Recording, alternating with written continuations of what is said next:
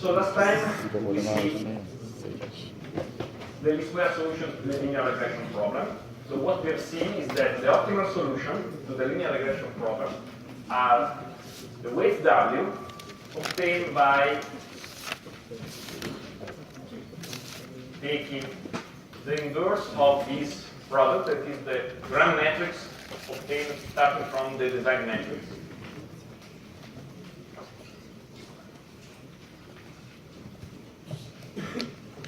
And then you have again the design matrix transpose times the target vector. And what we have seen that this is the optimal solution, so the solution that minimizes what? Minimizes the squared loss function, where the squared loss function is defined as the sum over all the samples of the squared error. What is the error is the difference between the true value and the predicted value by your model. We have also seen that the same solution arises when you consider the maximization of the likelihood of your data under the assumption of Gaussian noise. We have seen that the very same solution appears for the parameters of the linear regression model.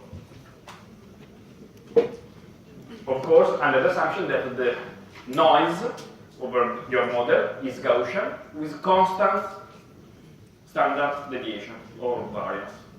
Okay? And if you notice, the result is independent on the noise. So sigma doesn't appear in your solution. So it means that for any noise that you assume over the data, you have the same optimal solution that maximizes the likelihood. Okay? So we have seen another interpretation of the phenomenon. So last time we have seen this. How to compute the optimal parameters of the linear regression model under these two scenarios. But we have seen that, okay, now I can compute, given some features and some samples, I can compute the optimal parameters of my model. But we have seen that actually these optimal parameters can be quite bad in some situations. For instance, we have seen this case. Suppose that you have that the true model is the one depicted in green with some noise. And from this model you have collected 3, 2, 10. You have collected 10 samples that are the blue circles. Okay? So, in this case, of course, you do not know the green model. Okay? The model is the true model, this is unknown. You have only the knowledge of the 10 blue circles. And now what you can do? You can try to use some linear approximator. But as we have seen, you have to define what? You have to define the hypothesis space. Okay, linear, but you have to tell me how many features, which kind of features do you use. Suppose that you use 0 features. So in this case, you use a zero-order model that only takes into consideration the intercept. So it doesn't look at any feature. While you can see that the green model takes into consideration feature x, but is a nonlinear function of feature x. So in red, you see the zero-order model, linear model, and you see that you have a bad approximation of your blue circles and also of the green line. Then you can say, okay, let's now consider a larger hypothesis space. This larger hypothesis space now has two parameters, the intercept and the coefficient of the term x. And so now you can represent any line. You do the least square computation and you get this solution, the red line. Okay, again, of course, now what happens to the empirical loss?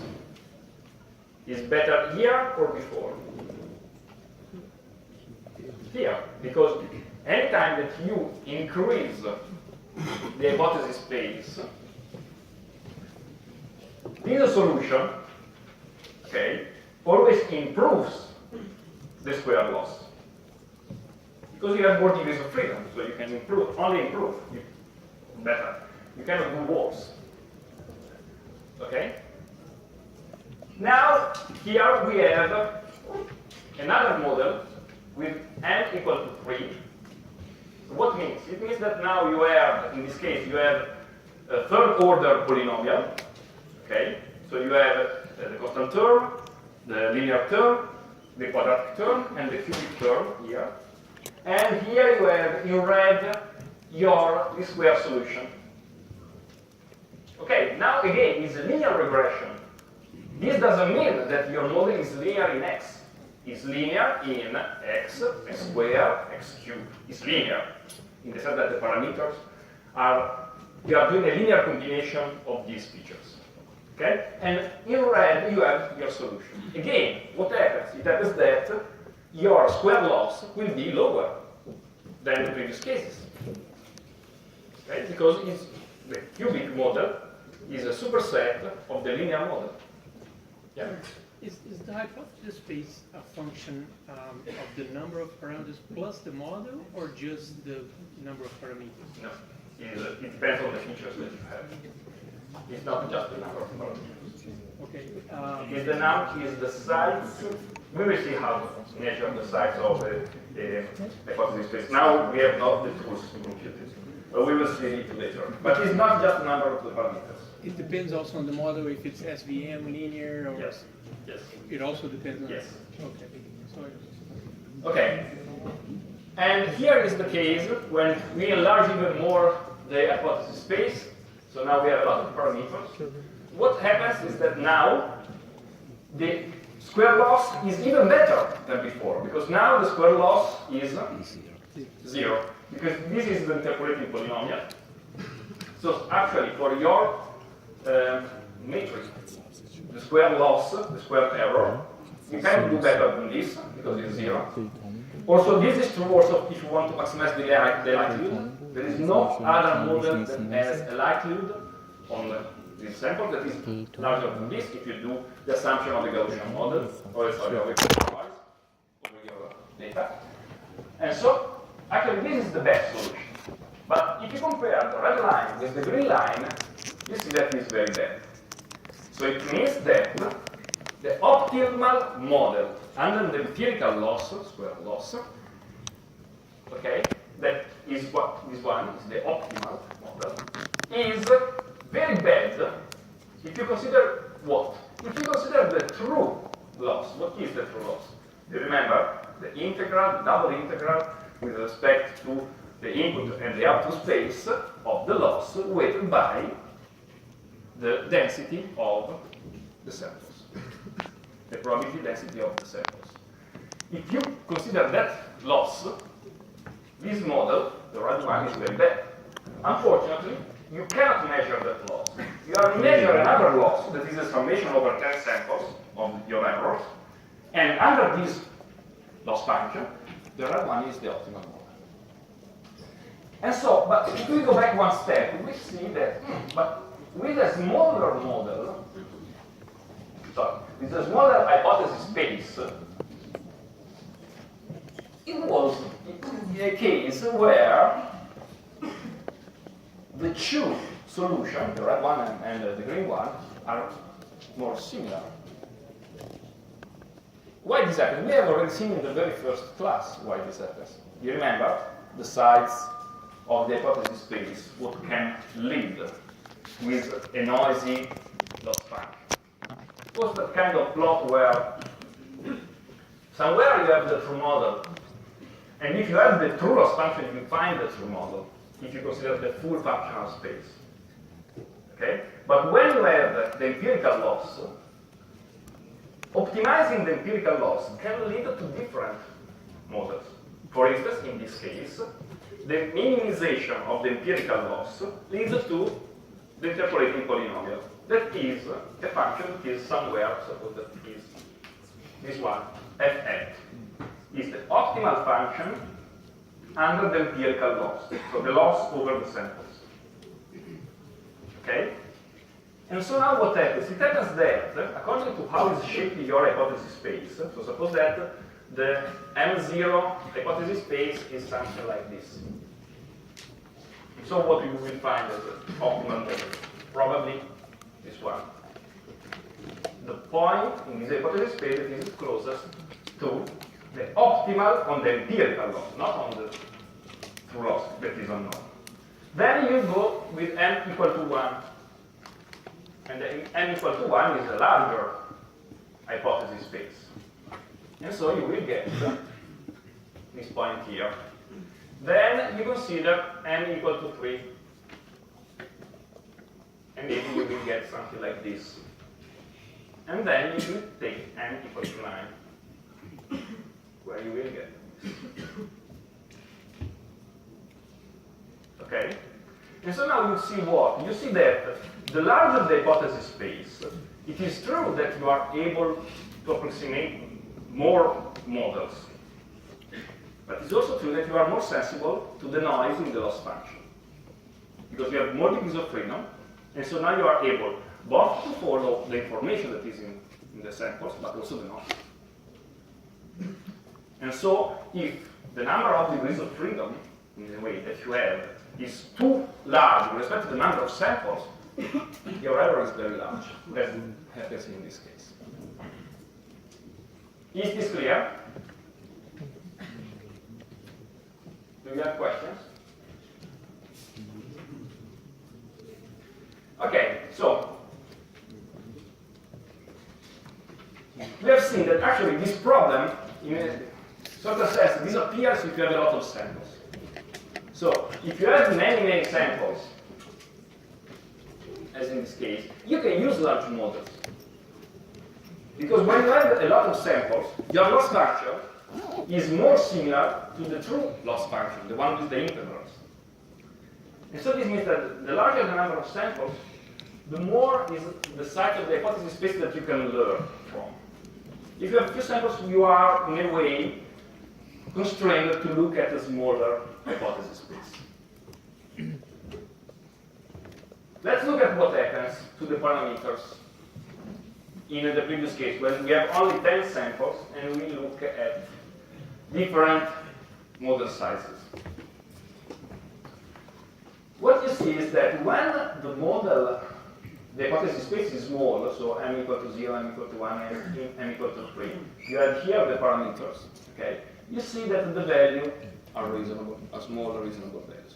But when you go to consider a very large hypothesis space, look at the values of the parameters. The values of the parameters are growing larger and larger. What this means? This means that the model is struggling to accommodate its shape in order to go through all the points that you have. And to do this, since it's a string model, it needs to take very large values for the parameters. And as you can imagine, if you have such large values for the parameters, it means that the uncertainty around these parameters will be very large as a consequence. Okay, so what typically happens is that when you are using an hypothesis space with linear models, an hypothesis space that is too large with respect to the size of your dataset, what happens is that usually the parameters tend to increase a lot.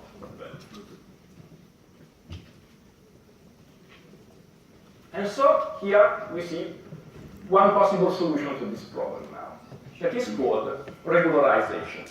So actually, when you have a problem of this kind, so that you have like overfitting, actually you have two main solutions that you can use. One is changing the hypothesis space.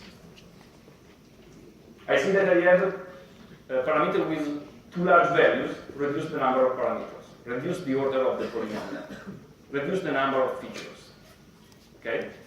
This is a way you are reducing the hypothesis space, so you are reducing in some way, you will reduce the overfit. But in most of the cases, it's not the best way to do this. Another way is to use regularization. What is the idea of regularization? The idea of regularization is the following. By observing that when overfitting happens, the value of your parameter tends to go to infinite, to grow very much, what you can do is to change the loss function. So the loss function normally is only this term here, LDW. What is? It's the empirical loss. So it's the error that you perform in prediction over the training set. This is the original term. To this term, you add a new term where there is a parameter, lambda. This is a free parameter in your hand, okay? It's a scalar value that goes from 0. And if you put 0, it means that you are not using regularization, because these terms disappear and you have only the empirical loss. Or you can take this term positive and large as much as you want.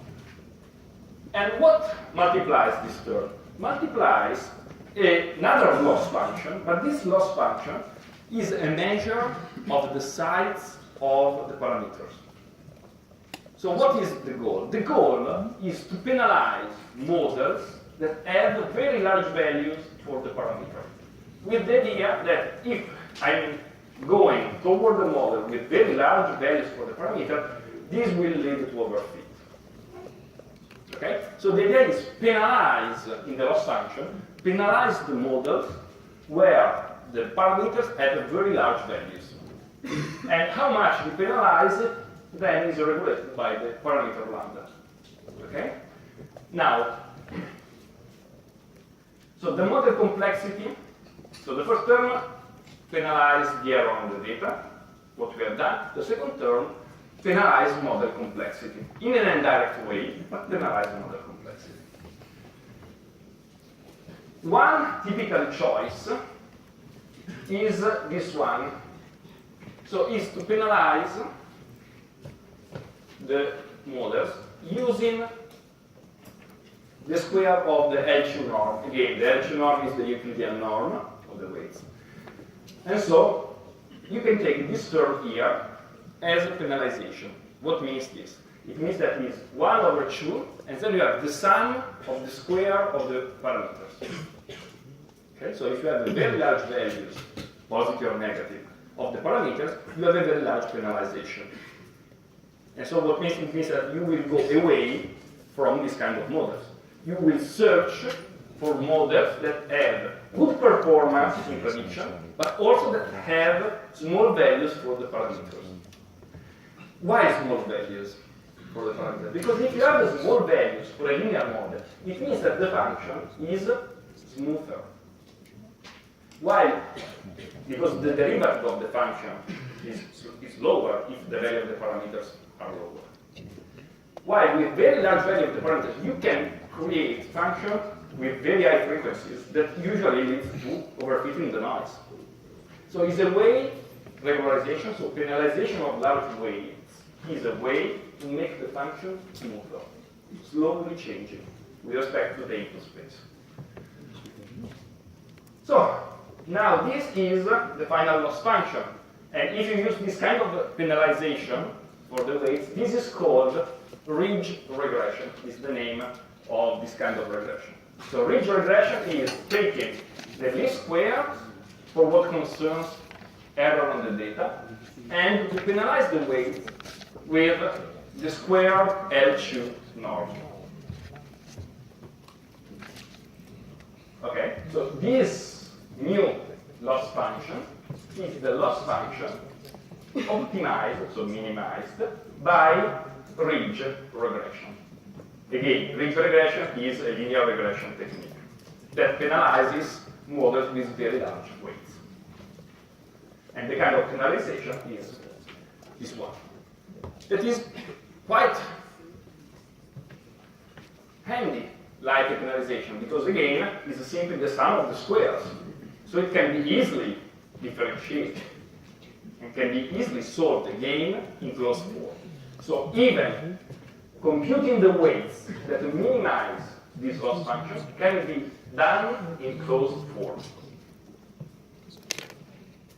And even better, now we will see another property. It is very interesting. And this is the solution. Look at the solution. This is if you do the derivation by taking the derivative and putting the derivative equal to 0, you get this solution immediately. What is very good of this solution? If you look, it is very similar to the ordinary least square. There is only one difference. What's the difference between the ordinary least squares and the ridge regression solution?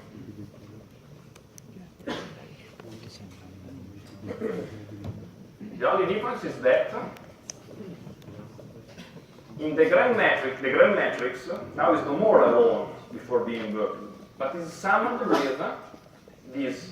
What is this matrix?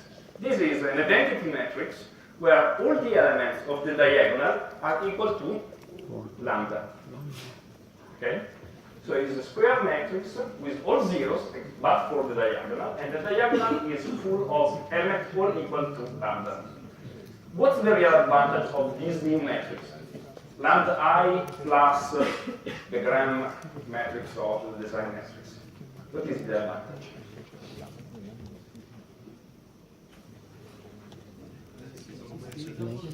Yes.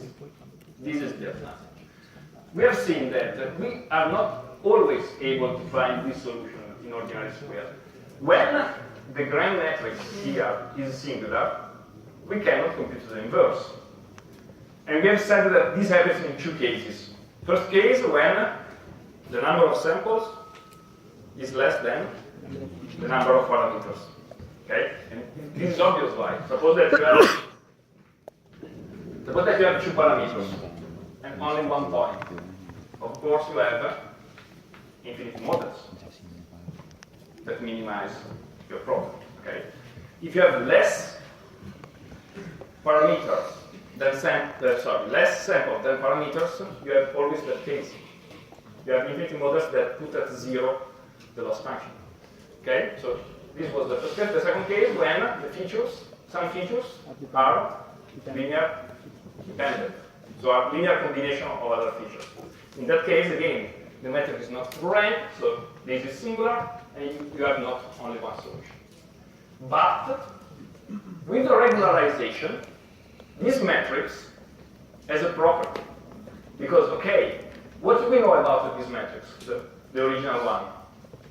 That is a symmetric, semi-positive definite. It means that all the eigenvalues are non-negative, so 0 or positive. If you take such kind of matrix and you sum this matrix, what about the eigenvalues of only this part? They are all equal to lambda. If you sum these two, the minimum eigenvalue cannot be lower than lambda. And since lambda is positive, if you take it positive, lambda is a parameter in your hand, so you can take it positive. If lambda is positive, okay, the minimum eigenvalue of this matrix cannot be lower than lambda. And so it means that this matrix can be always inverted. So this means that you can compute a ridge regression even in this case, when you have one sample and two parameters. And what will be the solution in that case?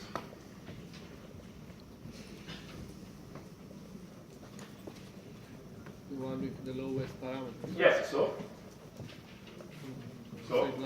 this one, the horizontal one, where the parameter is 0. Because in all these cases, all these points have 0 as empirical loss, because all the models pass it through the point. So for the first part here, all have 0. And so you will take the one with the smallest possible value. Okay? Okay, but the cool thing is that you can always compute the solution with the ridge regression for any problem. Even if you have linear dependent features, it doesn't matter. Because it tries, okay, if I have infinite solution, these regularization terms put an order in your solution. So you have the same value here, the same empirical loss. Okay, among all the winners, let's say, we make a rank given their weights. And so you will have always some kind of solution. But pay attention. The solution that you can find here can be not, in most of the cases, it will not be the one that minimizes the empirical loss. And this happens even if you have infinite samples. If you have infinite samples, okay, you would like to learn what? The true function. the true model. But in this case, you are changing the loss function. Changing the loss function means changing the objective. And now, even if I have perfect knowledge about the loss function, by placing this new term here, I'm aiming at a different solution. I'm no more aiming to the best model. I'm aiming to simpler models, models that have lower weights. But if the true model has very large weights, of course, this term will penalize also the true model. So, of course, ridge regression regularization has a meaning of being considered when you have a few samples. Okay? If you have a few samples, you want to regularize. The larger the number of samples, the less your desire to penalize large weights, because the samples are already enough to learn a good model. Okay? So it's a trade-off. It's a trade-off. Because with small value of lambda, you are not regularizing, so you are trusting your data. With large value of lambda, you are saying, I do not want to trust the data too much, I want to keep function smooth. Okay? Is this clear? Questions?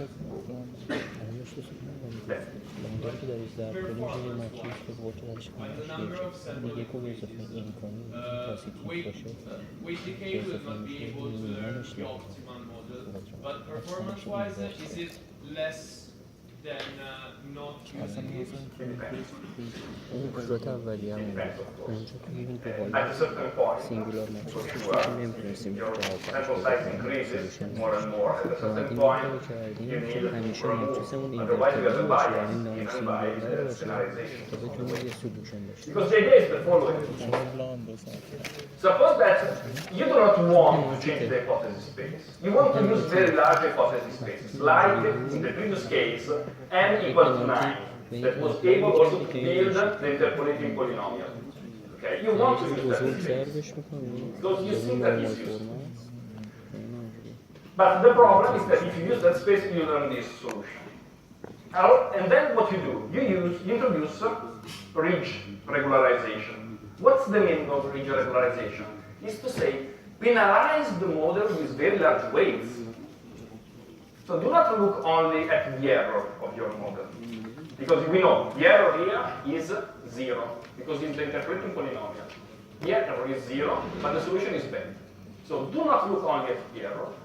Look also at the complexity. What happens? Suppose that now, here in the middle, you have a smoother solution. So solution with very low weights. And suppose that in the boundary of the function space, there are models with very large weights. Putting a ridge penalization tries to shrink the solution towards the middle. It's just like doing a trade-off between the hypothesis space size and lambda plays a role in penalizing models that are far from the ones that are really simple and smooth. So tries to penalize the models that have very high variation and shrinks the solution somewhere here that, as we have seen, can be better than the original case. It seems, for example, for the stock market example, you don't want to regularize then, right? It depends. It depends. Because you have many samples and you want to approximate. Many samples depends on. You can never say many samples because doesn't exist many samples. The quantity of samples depends on the complexity of the model that you are interested in. You cannot say that 1 million is many. 1 million can be many or can be small number of samples. It depends on the complexity of the model that you are interested in.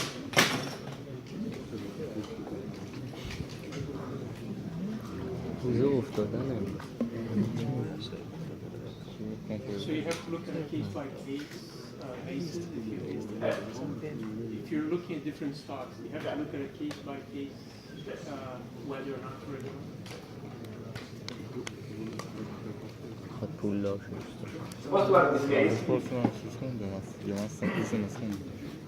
Again, here you have 20 samples, you have a polynomial degree of 15, and as you can see, in some cases this is good, but has very strange behavior here, here. It seems to be a little bit overfitting with respect to the data. So what happens by, and the resolution is the one is ordinary square, without regularization, lambda is equal to 0. Now, what happens by adding ridge regression with lambda equal to 1 at 10 minus 10.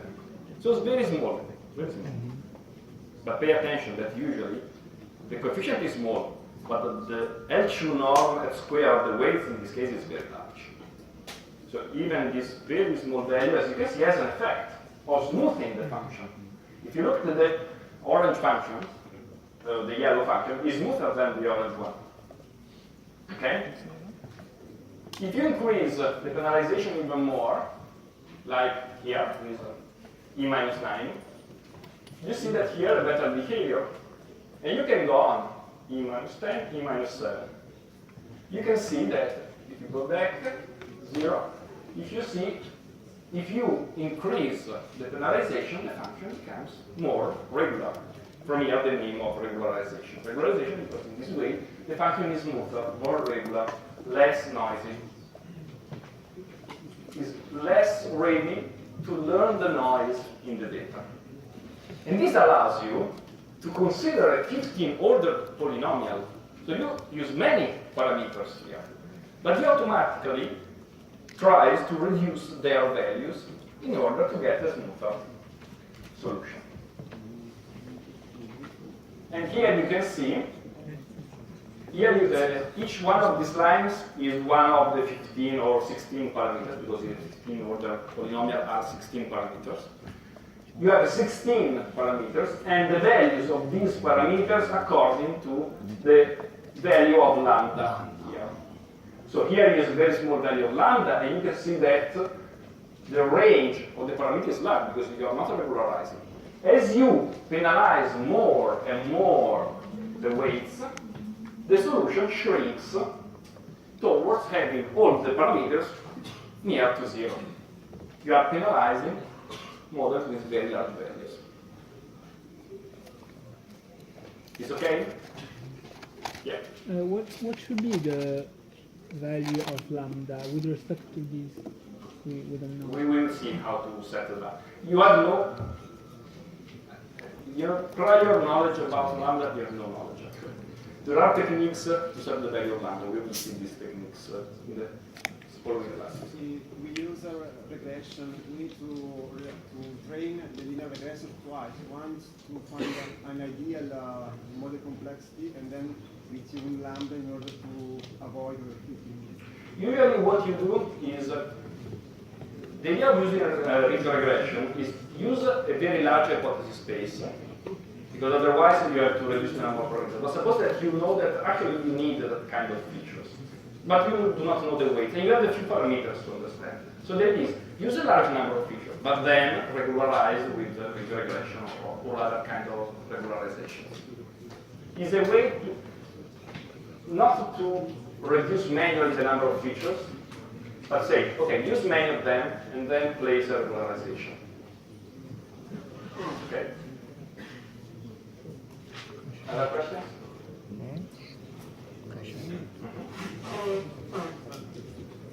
So, if we were to consider a problem, can we say that the choice between reducing the number of parameters or keep a high number of parameters but regularize can be based on our assumption on how complex the problem is? Like if I have a very complex problem, I may want to keep a lot of parameters and regularize them. Yeah. But if I suppose for domain knowledge that the problem is not that complex, I may just want to remove parameters. Yeah. Yeah. Is it like then when you increase the value of lambda, you're Yeah. Coming back to a more linear model? Yes. is more linear, is smoother. Yeah. Yeah. Yeah. So, It's not said to be more linear.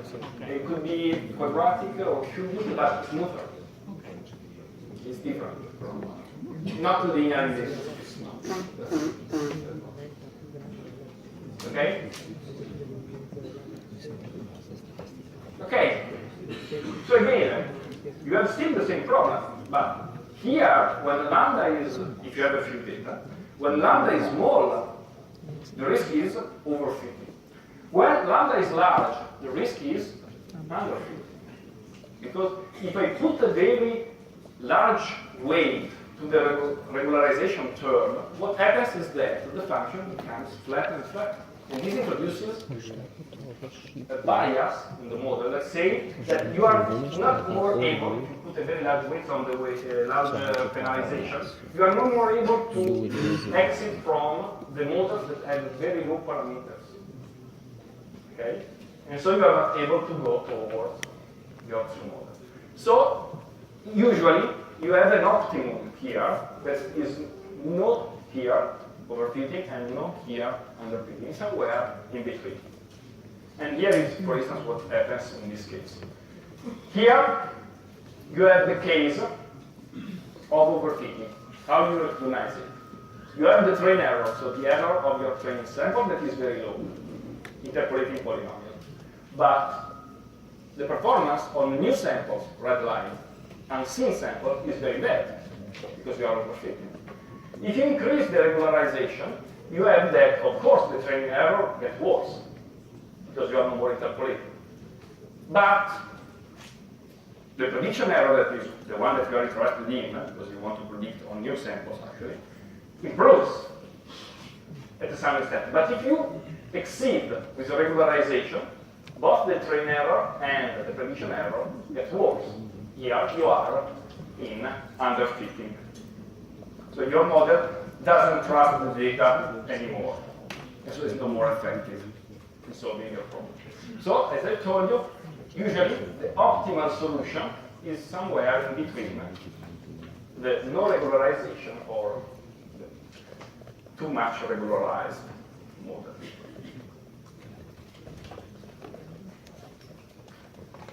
Okay? Of course, this regression is one way of regularizing. You can regularize in many different ways. You can find many different functions to penalize, as we've seen. You can have many different functions for the loss function on the data. You can have many different loss functions on the weights. For instance, instead of considering the square of the L2 norm, you can consider the L1 norm over the weight. What is the L1 norm?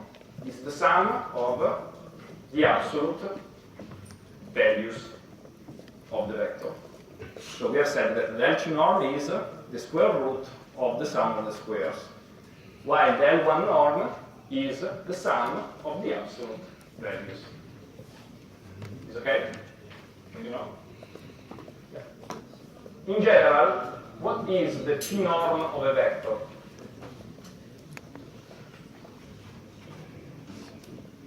Is the P root of the sum of element in absolute value raised at P. So when you put P equal to 2, you have the Euclidean norm. If you put P equal to 1, you have the sum of the absolute value. If you put P equal to infinite, what you get? The infinite norm of the vector is the maximum absolute value. Okay? So these are the three important norms. L1, sum of the absolute values. L2, Euclidean norm. L infinite, or supremum norm. That means the maximum absolute value of the vector. Okay, so if you consider as a loss function for the weights the L1 norm, you get another approach that is called lasso. It's like a ridge, okay? The only part that changes is the penalization term. That is no more the L2 norm, but is the L1 norm. What's the difference between a ridge The main difference is that one, while ridge regression has closed form solution, Lasso has no closed form solution. Because here now you have the sum of the absolute values of the weights and the absolute value of, when you derive the absolute value is not differentiable in zero, and so you have problems there. And so actually we have no closed form solution for. Anyway, the problem is still a quadratic problem. So as still only one solution, okay? We have no closed form solution, but we can use quadratic programming to find the solution. Okay, we will not see the detail here, but what you have to know is that when you use in a package lasso regression, okay, to solve your problem, what happens is that it tries to solve a quadratic optimization problem to find the minimum of this loss function. So it's lower in most of the cases than a ridge regression, but has some nice properties. And the nice property is that Lasso produces sparse models. What means sparse models? Means that it is able to put many parameters to zero. While the ridge regression shrinks the parameters. So if you have 10, 100, and 2000 as parameter, with ridge regression, what happens is that they are scaled down a little bit, all of them. With Lasso, what happens is that some of them are put to zero, while others are scaled. And this is useful. Why? Because when you put zero weight to a parameter, it means that the feature associated to the parameter is useless. And so you can reduce the number of features. In most of the cases, Lasso is used, before using other algorithm, to do feature selection. So you start with a set of features. You want to know if these features are somehow useful for your problem. What you can do is say, define this problem, give the data, solve the lasso, play with lambda, okay, the parameter of regularization, and see how many features are set to zero. So the parameter of the features are set to zero. And this feature can be discarded. So it's useful to do feature selection.